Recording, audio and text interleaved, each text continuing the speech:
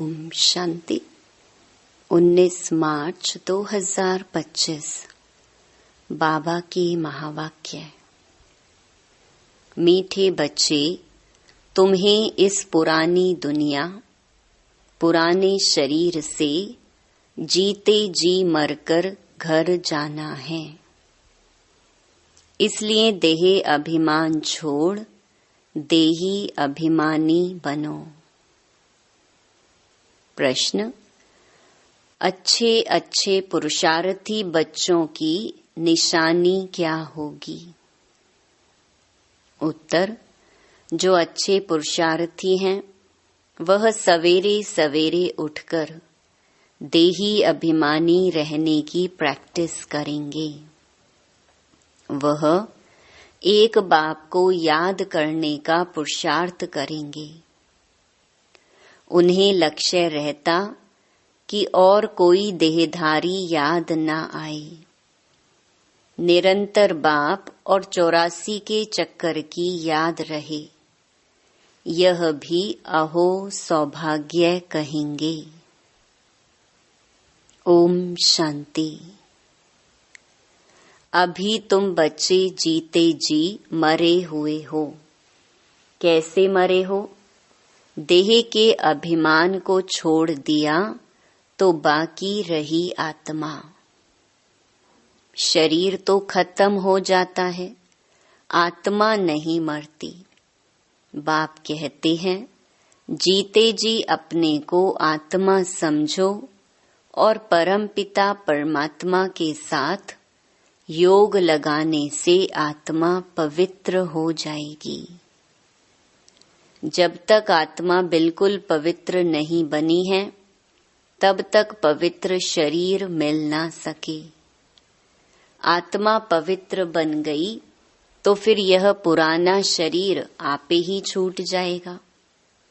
जैसे सर्प की खल ऑटोमेटिकली छूट जाती है, उनसे ममत्व मिट जाता है। वह जानता है हमको नई खल मिलती है, पुरानी उतर जाएगी। हरेक को अपनी अपनी बुद्धि तो होती है ना। अभी तुम बच्चे समझते हो हम जीते जी इस पुरानी दुनिया से, पुराने शरीर से मर चुके हैं। फिर तुम आत्माएं भी शरीर छोड़ कहाँ जाएंगी? अपने घर। पहले पहले तो यह पक्का याद करना है, हम आत्मा हैं, शरीर नहीं। आत्मा कहती है, बाबा हम आपके हो चुके, जीते जी मर चुके हैं। अब आत्मा को फरमान मिला हुआ है कि मुझ बाप को याद करो तो तुम तमो प्रधान से सतो प्रधान बन जाएंगे। यह याद का अभ्यास पक्का चाहिए। आत्मा कहती है, बाबा आप आए हैं तो हम आपके ही बनेंगे। आत्मा मेल है, ना कि फीमेल। हमेशा कहते हैं हम भाई भाई हैं, ऐसे थोड़े ही कहते। हम सब सिस्टर्स हैं, सब बच्चे हैं। सब बच्चों को वर्षा मिलना है। अगर अपने को बच्ची कहेंगे तो वर्षा कैसे मिलेगा? आत्माएं सब भाई भाई हैं। बाप सबको कहते हैं, रूहानी बच्चों मुझे याद करो। आत्मा कितनी छोटी है, यह है बहुत महीन समझने की बातें। बच्चों को याद ठहरती नहीं है। सन्यासी लोग दृष्टांत देते हैं, मैं भैंस हूँ, भैंस हूँ। ऐसे कहने से फिर भैंस बन जाते हैं। अब वास्तव में भैंस कोई बनते थोड़े ही हैं। बाप तो कहते हैं, अपने को आत्मा समझो।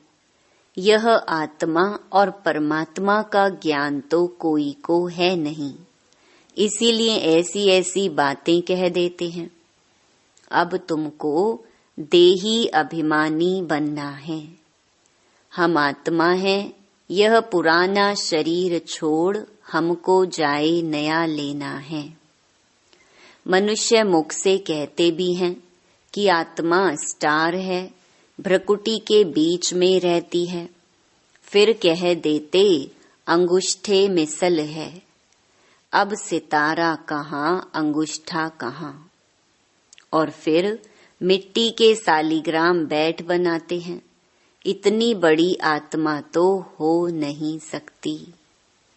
मनुष्य देह अभिमानी है ना, तो बनाते भी मोटे रूप में है।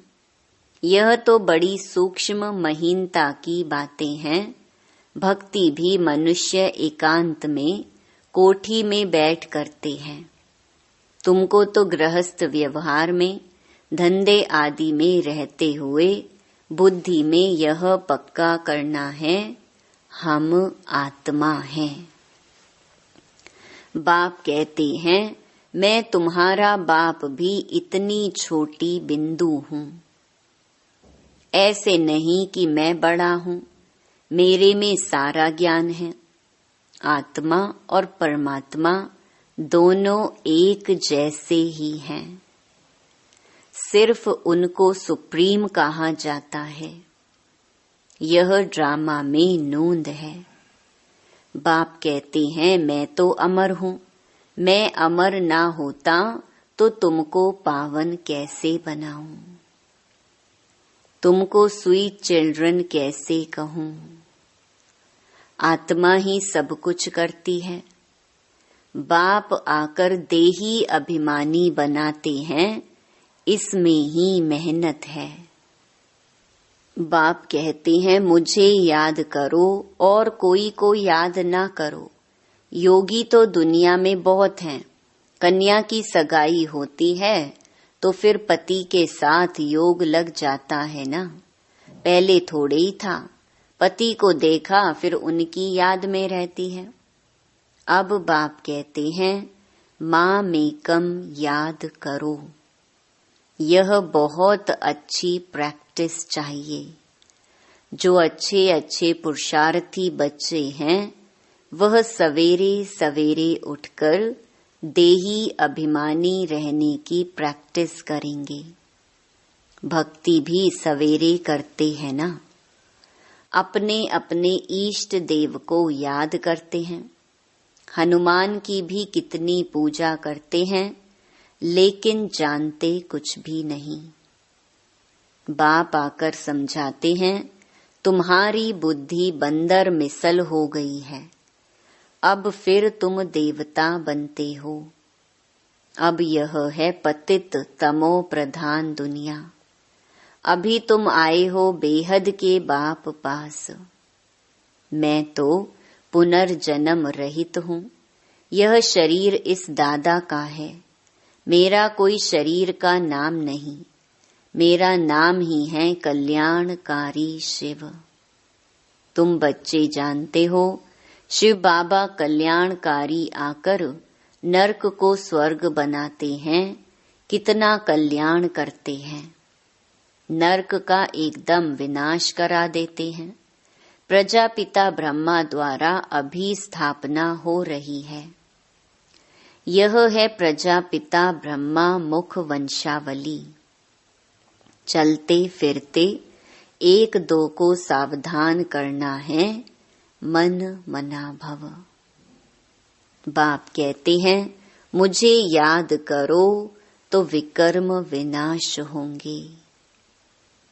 पतित पावन तो बाप है ना। उन्होंने भूल से भगवानुवाच के बदले श्री कृष्ण भगवानुवाच लिख दिया है। भगवान तो निराकार है, उनको परम पिता परमात्मा कहा जाता है। उनका नाम है शिव। शिव की पूजा भी बहुत होती है। शिव काशी कहते रहते हैं। भक्ति मार्ग में अनेक प्रकार के नाम रख दिए हैं। कमाई के लिए अनेक मंदिर बनाए हैं। असली नाम है शिव। फिर सोमनाथ रखा है। सोमनाथ सोमरस पिलाते हैं, ज्ञान धन देते हैं। फिर जब पुजारी बनते हैं तो कितना खर्चा करते हैं उनके मंदिर बनाने पर, क्योंकि सोमरस दिया है ना। सोमनाथ के साथ सोमनाथिनी भी होगी। यथा राजा रानी तथा प्रजा, सब सोमनाथ सोमनाथिनी हैं। तुम सोनी दुनिया में जाते हो, वहां सोने की ईंटें होती हैं, नहीं तो दीवारें आदि कैसे बने। बहुत सोना होता है, इसीलिए उसको सोने की दुनिया कहा जाता है। यह है लोहे पत्थरों की दुनिया। स्वर्ग का नाम सुनकर ही मुख पानी हो जाता है। विष्णु के 2 रूप लक्ष्मी नारायण अलग अलग बनेंगे ना। तुम विष्णुपुरी के मालिक बनते हो, अभी तुम हो रावणपुरी में। तो अब बाप कहते हैं, सिर्फ अपने को आत्मा समझ मुझ बाप को याद करो। बाप भी परम धाम में रहते हैं, तुम आत्माएं भी परम धाम में रहती हो। बाप कहते हैं, तुमको कोई तकलीफ नहीं देता हूँ। बहुत सहज है। बाकी यह रावण दुश्मन तुम्हारे सामने खड़ा है, यह विघ्न डालते हैं। ज्ञान में विघ्न नहीं पड़ते, विघ्न पड़ते हैं याद में। घड़ी घड़ी माया याद भुला देती है, देह अभिमान में ले आती है, बाप को याद करने नहीं देती। यह युद्ध चलती है।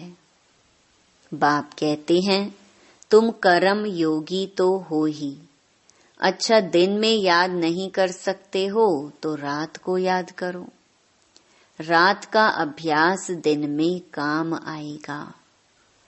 निरंतर स्मृति रहे, जो बाप हमको विश्व का मालिक बनाते हैं, हम उसे याद करते हैं। बाप की याद और 84 जन्मों के चक्कर की याद रहे तो अहो सौभाग्य। औरों को भी सुनाना है, बहनों और भाइयों, अब कलयुग पूरा हो, सतयुग आता है। बाप आए हैं, सतयुग के लिए राजयोग सिखला रहे हैं। कलयुग के बाद सतयुग आना है। एक बाप के सिवाय और कोई को याद नहीं करना है। वानप्रस्थी जो होते हैं, वह सन्यासियों का जाए संग करते हैं। वानप्रस्थ वहां वाणी का काम नहीं है। आत्मा शांत रहती है, लीन तो हो नहीं सकती। ड्रामा से कोई भी एक्टर निकल नहीं सकता। यह भी बाप ने समझाया है, एक बाप के सिवाय और कोई को याद नहीं करना है। देखते हुए भी याद न करो। यह पुरानी दुनिया तो विनाश हो जानी है, कब्रिस्तान है ना। मुर्दों को कभी याद किया जाता है क्या? बाप कहते हैं, यह सब मरे पड़े हैं। मैं आया हूँ, पतितों को पावन बनाए ले जाता हूँ। यहाँ सब खत्म हो जाएंगे। आजकल बॉम्ब शादी जो बनाते हैं, बहुत तीखे तीखे बनाते रहते हैं। कहते हैं, यहाँ बैठे जिस पर छोड़ेंगे उस पर ही गिरेंगे। यह नूंद है, फिर से विनाश होना है। भगवान आते हैं, नई दुनिया के लिए राजयोग सिखला रहे हैं।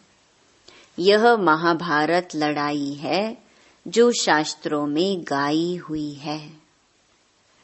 बरोबर भगवान आए हैं स्थापना और विनाश करने। चित्र भी क्लियर है। तुम साक्षात्कार कर रहे हो, हम यह बनेंगे।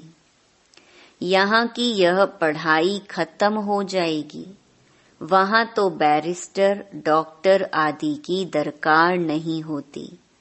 तुम तो यहाँ का वर्षा ले जाते हो, हुनर भी सब यहाँ से ले जाएंगे। मकान आदि बनाने वाले फर्स्ट क्लास होंगे, तो वहां भी बनाएंगे। बाजार आदि भी तो होगी ना, काम तो चलेगा। यहाँ से सीखा हुआ अक्ल ले जाते हैं। साइंस से भी अच्छे हुनर सीखते हैं, वह सब वहां काम आएंगे। प्रजा में जाएंगे, तुम बच्चों को तो प्रजा में नहीं आना है। तुम आए ही हो बाबा मम्मा के तख्त नशीन बनने। बाप जो श्रीमत देते हैं उस पर चलना है। फर्स्ट क्लास श्रीमत तो एक ही देते हैं, मुझे याद करो। कोई का भाग्य अनायास ही खुल जाता है, कोई कारण निमित्त बन पड़ता है। कुमारियों को भी बाबा कहते हैं, शादी तो बर्बादी हो जाएगी, इस गटर में मत गिरो। क्या तुम बाप का नहीं मानेंगी? स्वर्ग की महारानी नहीं बनेंगी? अपने साथ प्रण करना चाहिए कि हम उस दुनिया में कभी नहीं जाएंगे, उस दुनिया को याद भी नहीं करेंगे। शमशान को कभी याद करते हैं क्या? यहाँ तो तुम कहते हो कहाँ यह शरीर छूटे तो हम अपने स्वर्ग में जाएं। अब 84 जन्म पूरे हुए, अब हम अपने घर जाते हैं। औरों को भी यही सुनाना है। यह भी समझते हो बाबा बिगर सतयुग की राजाई कोई दे नहीं सकते। इस रथ को भी कर्म भोग तो होता है ना। बाप दादा की भी आपस में कभी रूह रिहान चलती है। यह बाबा कहते हैं, बाबा आशीर्वाद कर दो, खांसी के लिए कोई दवाई करो या छू मंतर से उड़ा दो। कहते हैं, नहीं, यह तो भोगना ही है। यह तुम्हारा रथ लेता हूँ, उसके एवज में तो देता ही हूँ। बाकी यह तो तुम्हारा हिसाब किताब है। अंत तक कुछ ना कुछ होता रहेगा। तुम्हें आशीर्वाद करूं तो सब पर करना पड़े। आज यह बच्ची यहाँ बैठी है, कल ट्रेन में एक्सीडेंट हो जाता है, मर पड़ती है। बाबा कहेंगे ड्रामा। ऐसे थोड़े ही कह सकते कि बाबा ने पहले क्यों नहीं बताया। ऐसा कायदा नहीं है। मैं तो आता हूँ पतित से पावन बनाने, यह बतलाने थोड़ी आया हूँ। यह हिसाब किताब तो तुमको अपना चुकतू करना है, इसमें आशीर्वाद की बात नहीं। इसके लिए जाओ सन्यासियों के पास। बाबा तो बात ही एक बताते हैं, मुझे बुलाया ही इसीलिए है कि हमको आकर नरक से स्वर्ग में ले जाओ। गाते भी हैं, पतित पावन सीताराम, परंतु अर्थ उल्टा निकाल दिया है। फिर राम की बैठ महिमा करते रघुपति राघव राजा राम। बाप कहते हैं, इस भक्ति मार्ग में तुमने कितने पैसे गंवाए हैं। एक गीत भी है ना, क्या कौतुक देखा। देवियों की मूर्तियां बनाए, पूजा कर फिर समुद्र में डुबो देते हैं। अब समझ में आता है कितने पैसे बर्बाद करते हैं, फिर भी यह होगा। सतयुग में तो ऐसा काम होता ही नहीं, सेकंड बाय सेकंड की नोंद है। कल्प बाद फिर यही बात रिपीट होगी। ड्रामा को बड़ा अच्छी रीति समझना चाहिए। अच्छा, कोई जास्ती नहीं याद कर सकते हैं तो बाप कहते हैं सिर्फ अल्फ और बे, बाप और बादशाही को याद करो। अंदर में यही धुन लगा दो कि हम आत्मा कैसे 84 का चक्कर लगाकर आई हैं। चित्रों पर समझाओ बहुत सहज है। यह है रूहानी बच्चों से रूह रिहान। बाप रूह रिहान करते ही हैं बच्चों से, और कोई से तो कर न सके। बाप कहते हैं अपने को आत्मा समझो, आत्मा ही सब कुछ करती है। बाप याद दिलाते हैं तुमने 84 जन्म लिए हैं, मनुष्य ही बने हैं। जैसे बाप ऑर्डिनेंस निकालते हैं कि विकार में नहीं जाना है, ऐसे यह भी ऑर्डिनेंस निकालते हैं कि किसको रोना नहीं है। सतयुग त्रेता में कभी कोई रोते नहीं, छोटे बच्चे भी नहीं रोते, रोने का हुक्म नहीं।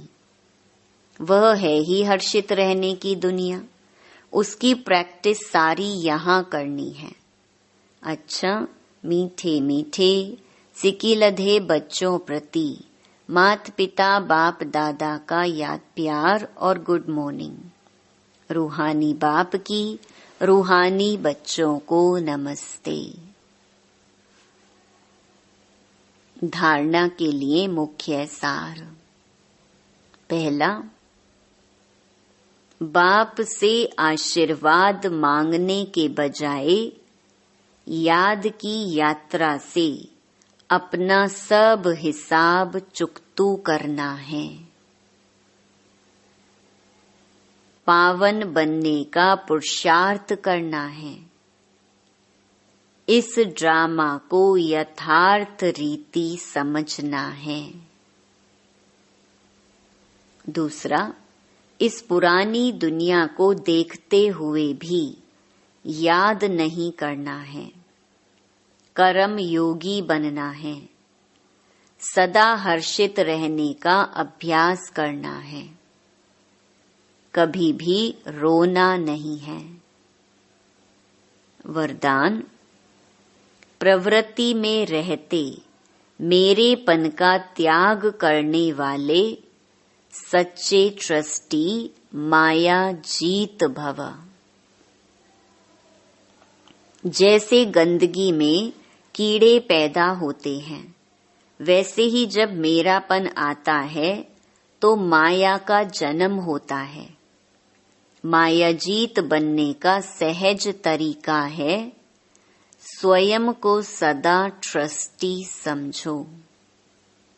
ब्रह्मा कुमार माना ट्रस्टी। ट्रस्टी की किसी में भी अटैचमेंट नहीं होती, क्योंकि उनमें मेरापन नहीं होता। गृहस्थी समझेंगे तो माया आएगी, और ट्रस्टी समझेंगे तो माया भाग जाएगी। इसलिए न्यारे होकर फिर प्रवृत्ति के कार्य में आओ तो माया प्रूफ रहेंगे। स्लोगन, जहां अभिमान होता है वहां अपमान की फीलिंग जरूर आती है। अव्यक्त इशारे। सत्यता और सभ्यता रूपी कल्चर को अपनाओ। आपकी आंतरिक स्वच्छता, सत्यता, उठने में, बैठने में, बोलने में, सेवा करने में लोगों को अनुभव हो, तब परमात्म प्रत्यक्षता के निमित्त बन सकेंगे। इसके लिए पवित्रता की क्षमा सदा जलती रहे, जरा भी हलचल में न आए। जितना पवित्रता की क्षमा अचल होगी, उतना सहज सभी बाप को पहचान सकेंगे। ओम शांति।